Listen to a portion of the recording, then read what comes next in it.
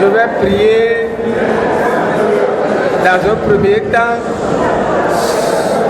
avant de vous dire ce que j'ai dans mon téléphone.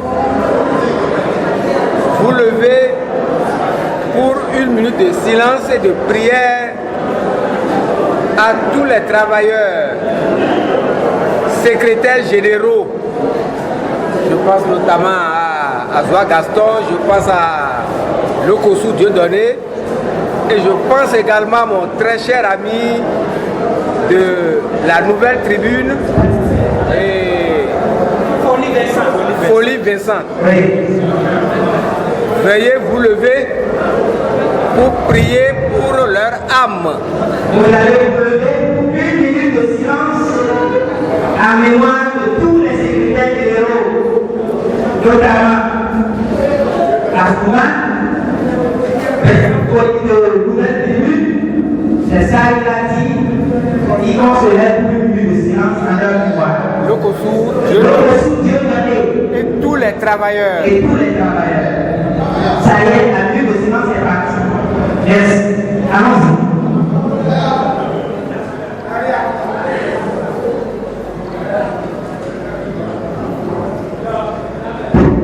Merci beaucoup. Merci.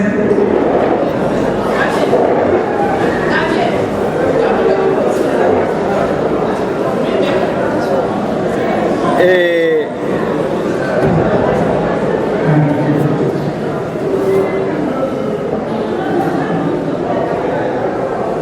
je remercie tous ceux qui sont présents dans cette salle. Je remercie ceux qui ont voulu, mais qui n'ont pas pu faire le déplacement.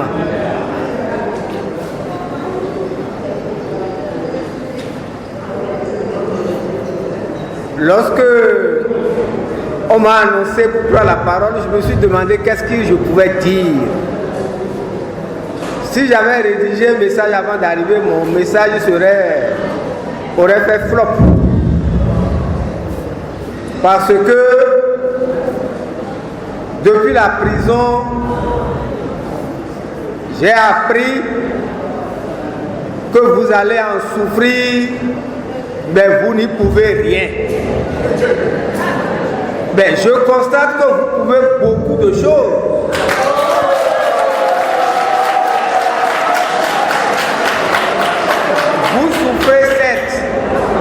Vous souffrez certes. Mais pour tout ce que j'ai écouté ici, je me dis que vous pouvez beaucoup de choses. Ce que nous l'avions déjà annoncé en 2017. Nous avions déjà parlé des lois scélérates en 2017. Lorsque nous étions à Port-Nouveau pour le sit-in couché, nous n'étions pas des visionnaires. Mais tout ce qui arrive aujourd'hui, les secteurs vitaux qui vont tomber dans l'escarcelle d'un groupe, nous l'avions dit. Et nous avions fait également une proposition. Asseyons-nous. Regardons-nous en face. C'était ça le vrai amour. L'amour du prochain qu'on nous prêche dans tous les couvents et dans toutes les églises. Ce n'était que de ça qu'on parlait. Mettons-nous ensemble et voyons ce que nous pouvons faire ensemble.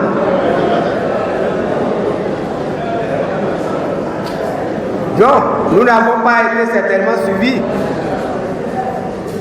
Nous en souffrons aujourd'hui. Mais je constate que, avec le monde qui est présent, qui a pu faire le déplacement sur invitation du comité d'accueil, je peux dire, on est puissant un jour, mais on n'est pas puissant toujours. Seul Dieu est puissant et éternelle. Qu'on y croit ou qu'on n'y croit pas, c'est l'homme, le souffle lui est donné par quelqu'un et c'est lui seul qui en assure la garde. Je remercie tous ceux qui m'ont soutenu pendant les 60 mois, une semaine. Madame la présidente du comité de soutien et le président de l'ODHP, remerciez tous vos donateurs et dites-leur que leurs commissions sont allées vers nous, à Cotonou et à Misérité.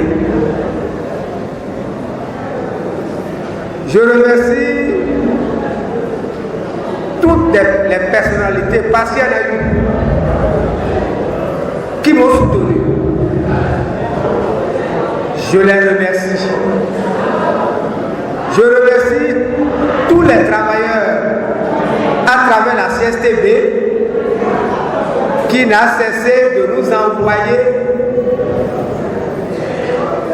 l'aide financière pour nous permettre de survivre,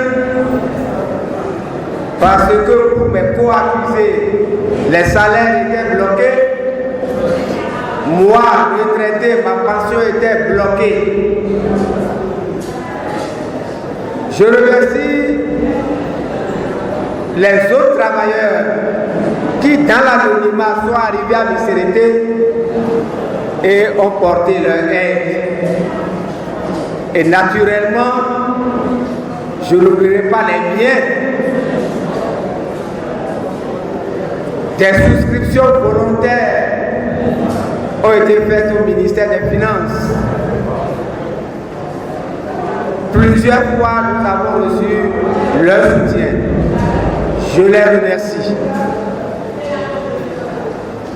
La diaspora, elle en a fait suffisamment. Madame Volonou, dites-leur que nous avons survécu grâce à leur aide. Le peuple béninois tout entier, j'ai eu leur soutien. Ils ont voulu plutôt que je sois libéré. Ils ne l'ont pas eu. Mais la fin de la peine est arrivée et me voici parmi eux avec mes co-détenus. À la jeunesse, elle a beaucoup fait. Je n'ai pas encore vu en ville les graffitis parce qu'il paraît qu'il en reste encore. Mais vos graffitis de Port-Nouveau, toutes les fois que j'étais conduit dans le véhicule pour la criette, j'ai pu lire vos graffitis où vous demandiez de libérer Laurent Métoyon. Merci beaucoup. Merci. Merci. À travers Fan Club Laurent Métoyon et le discours ou le message qui a été lu, je peux dire que je suis encore fier de vous. Et très fier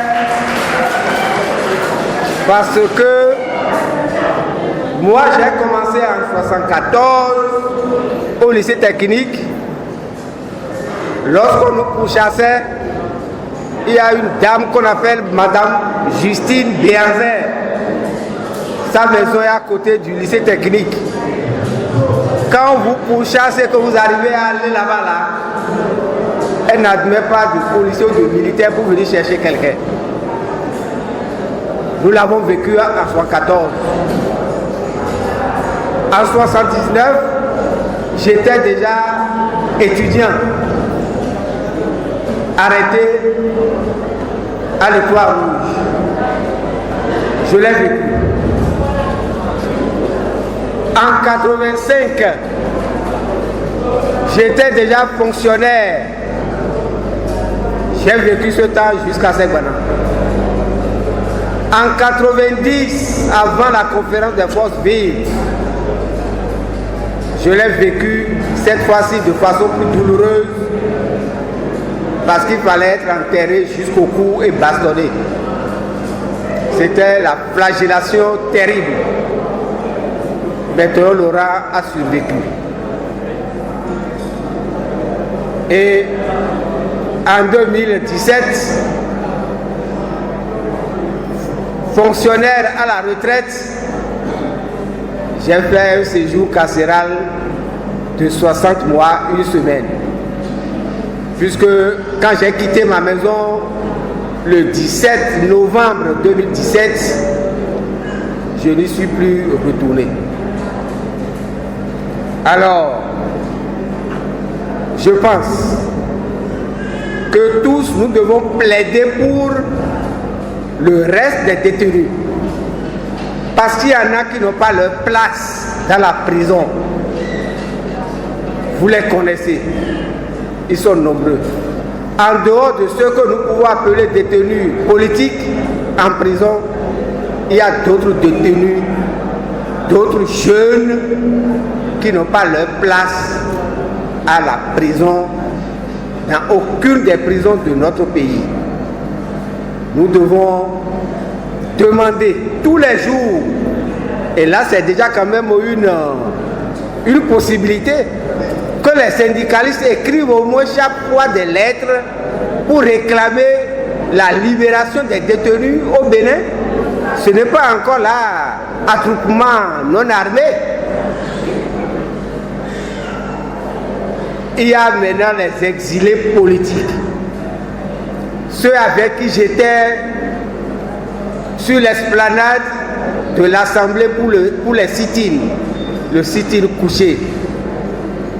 Je ne vais pas citer leur nom au risque d'en oublier. Nous devons continuer toujours de demander et d'exiger qu'ils reviennent au pays. Nous avons besoin de tout cela pour la construction de notre pays. Alors, merci pour l'accueil que vous m'avez réservé. Merci. Que le Seigneur vous bénisse. Gloire à Dieu, puisque si nous sommes parmi vous, c'est lui qui nous a gardés sains et saufs. Je dis communément à ceux que j'ai rencontrés, je ne connais pas là où se trouve l'infirmerie de la prison de Missérété jusqu'à être parmi vous ici actuellement.